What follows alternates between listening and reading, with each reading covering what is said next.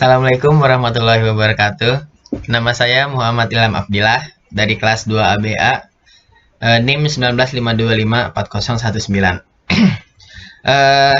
Pada kesempatan kali ini saya akan mempresentasikan kenapa buku ini The Seven Habits of Highly Effective Teens atau 7 kebiasaan remaja yang sangat efektif ditulis oleh Sean Covey ini sangat perlu dibaca oleh mahasiswa remaja-remaja saat ini. Sebelumnya saya sudah menuliskan catatan TS-nya pada minggu sebelumnya dan sudah saya input juga ke Google Classroom. Ya, langsung saja saya akan mempresentasikan kenapa. Dan sebelum saya mempresentasikan kenapa mahasiswa harus baca buku ini, saya akan saya akan menjelaskan terlebih dahulu apa saja 7 kebiasaan yang efektif menurut buku ini. Kebiasaan pertama yaitu jadilah proaktif. Orang-orang proaktif. Orang-orang proaktif membuat pilihan-pilihannya menurut nilai-nilai. Mereka berpikir dahulu sebelum bereaksi. Mereka sadar bahwa mereka tidak bisa mengendalikan segala yang terjadi kepada mereka, tetapi mereka bisa mengendalikan reaksi mereka. Orang-orang proaktif ini seperti air. Jika diguncang dengan keadaan apapun, tidak akan terjadi apa-apa. Kebalikan dari orang proaktif adalah orang reaktif. Orang-orang reaktif membuat pilihan-pilihannya menurut dorongan hati. Seperti sekaleng soda, orang-orang proaktif ini kalau diguncang sesuatu, tekanan dalam dirinya itu akan menumpuk dan tiba-tiba akan meledak. Ada perbedaan bahasa-bahasa yang digunakan oleh orang-orang proaktif dan juga orang reaktif. Orang-orang proaktif cenderung percaya diri sehingga mereka jika diberi tugas, mereka akan bilang, "Baik, akan aku kerjakan." Sedangkan sebaliknya orang-orang reaktif akan bilang, "Baik, akan aku coba deh." Ini menunjukkan orang-orang reaktif itu tidak percaya diri dan sedangkan orang proaktif itu sangat percaya diri.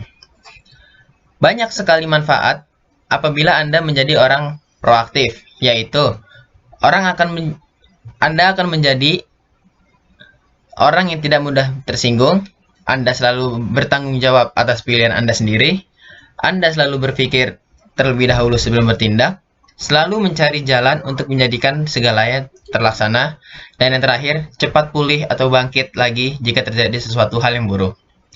Kebiasaan kedua yaitu merujuk pada tujuan akhir. Kebiasaan ini, apapun kegiatan yang Anda akan lakukan, Anda harus punya tujuan akhir. Semisal pada saat saya sekarang ini, saya mempunyai tujuan akhir yaitu menjadi sarjana di Politeknik Negeri Bandung. Apa saja hal yang harus saya lakukan, yaitu ya belajar, datang ke kampus, tapi untuk saat ini tidak bisa untuk datang ke kampus, mengikuti semua pelajaran-pelajaran. Dan apabila di tengah proses itu saya mendapat hambatan, saya harus ingat apa tujuan saya awalnya, yaitu menjadi sarjana. Setelah itu akan bangkit lagi untuk mengejar tujuan akhir tersebut. Yang ketiga yaitu mendahulukan hal yang utama. Contohnya, ada 4 kategori dalam sini, yaitu ada kategori penting tapi tidak mendesak, ada kategori penting dan mendesak, ada kategori tidak penting tapi mendesak, ada kategori tidak penting dan tidak mendesak. Contoh kategori penting tapi mendesak yaitu orang-orang yang ada sesuatu hal yang penting seperti mengerjakan tugas kuliah, misalnya deadline di hari Sabtu. Orang yang memiliki penting dan mendesak ini akan mengerjakan tugas tersebut di hari Jumat malam, misal. Tugas kuliah itu penting, tapi dia mengerjakannya sangat mendesak. Kalau kategori penting tapi tidak mendesak, itu kebalikannya. Tugas deadline di hari Sabtu, dia akan mencoba mengerjakannya seminggu sebelumnya. Setelah itu, dia bebas untuk mengerjakan apapun karena tugas pentingnya itu sudah selesai.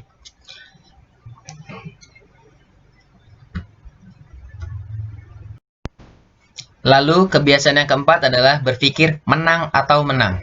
Sebelum kita bahas ke menang atau menang, kita bahas saat keadaan kita menang, orang lain kalah. Terkadang memang bagi diri kita itu kita selalu ingin kita merasa menang dan orang lain kalah. Tapi kalau dipikir jangka panjang, bukan tidak mungkin bahwa kita juga suatu saat akan terbalik keadaannya. Kita yang kalah dan dia yang menang. Lalu ada keadaan kalah dan saya kalah, kamu menang. Keadaan seperti itu juga sangat tidak bagus karena membiarkan orang lain menang dan membiarkan mereka menginjak-injak kita itu adalah hal terbodoh yang akan pernah dilakukan, dan jangan sekali-sekali membiarkan orang menginjak-injak kita. Keadaan ketiga yaitu keadaan kalah atau kalah. Ini adalah keadaan yang paling buruk, keadaan yang jangan pernah sekalipun dilakukan. Istilahnya seperti ini. Kalau saya jatuh, kamu juga harus jatuh. Kalau saya bangkrut, kamu juga harus bangkrut. Pola pikir seperti ini, pola pikir yang aneh menurut saya. Tidak ada yang mau, dia tidak mau melihat kesuksesan orang. Kalau melihat kesuksesan orang, orang tersebut pasti akan mencari cara untuk menjatuhkannya sehingga akan menjadikan keadaan kalah juga. Keadaan menang dan menang ini adalah keadaan yang paling menguntungkan. Karena saya menang, kamu menang. Siapa yang tidak mau untuk menang? Semuanya untung, semua senang. Hal ini juga terdapat kesenangan bagi kita sendiri dan juga orang lain. Yaitu kebiasaan kelima, yaitu berusahalah untuk memahami terlebih dahulu baru dipahami. Ibaratnya gini, kalau kita ingin dihargai, maka hargailah orang lain dulu. Sama juga seperti ini, kalau kita ingin didengarkan, maka dengarkanlah orang lain dulu. Jangan kita ingin didengarkan cerita kita, tapi ketika lawan bicara kita cerita, kita malah tidak mendengarkan. Saat mendengarkan, berusahalah mendengarkan secara tulus dan ikhlas. Tidak ada paksaan sehingga orang lain pun akan merasa kamu menjadi pendengar yang baik, dan mungkin dia juga akan mendengarkan cerita kita dengan baik juga. Dan yang keenam, ya kebiasaan keenam, yaitu wujudkan sinergi. Sebenarnya saya juga agak bingung sinergi ini apa, tapi menurut di buku ini, sinergi adalah memanfaatkan perbedaan, bekerja sama, dan keterbukaan pikiran, menemukan cara-cara baru yang lebih baik. Saya menangkapnya gini, kita ambil contoh, ada A yang mempunyai sifat manajemen yang baik, ada si B yang mempunyai sifat akuntansi yang baik, dan si C ada sifat yang mempunyai pemasaran yang baik. Jika kita membuka toko, mereka bertiga membuka toko, akan membuat toko tersebut hidup, ramai, banyak membeli, karena masing-masing mempunyai kriteria masing-masing gitu.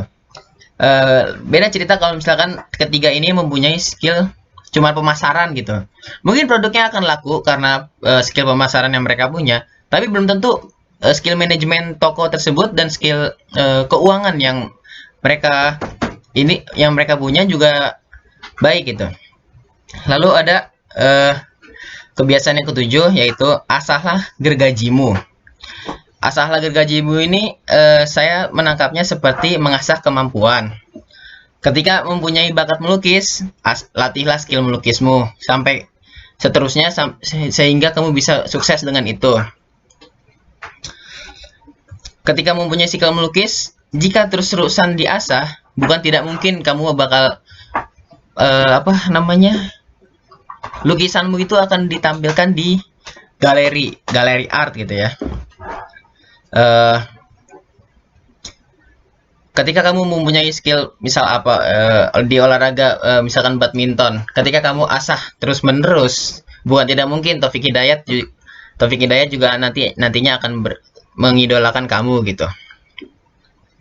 Ibaratnya begini, ketika kamu mempunyai bakat tapi tidak diasah, ibarat kayak gini, pisau kan ujungnya apa? Pisau itu kan sudah tajam, sudah mempunyai ini bakat dalam dirinya dia itu kalau dia tajam dan bisa memotong apapun.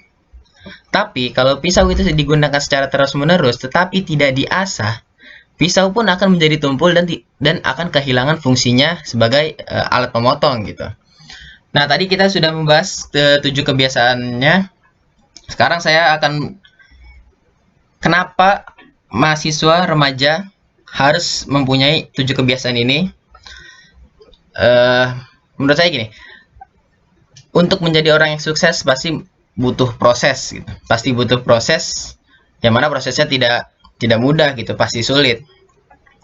Dengan mempunyai kebiasaan-kebiasaan seperti tadi, pasti orang akan menjadi sukses karena 7 kebiasaan ini menurut saya juga sangat penting gitu loh, sangat penting dibutuhkan karena masuk logika kebiasaan ini. Dan saya baca-baca di review juga memang banyak ada orang yang sukses dengan membaca buku ini dan merubah kebiasaan-kebiasaannya dia gitu. Mungkin itu saja dari saya. Wassalamualaikum warahmatullahi wabarakatuh.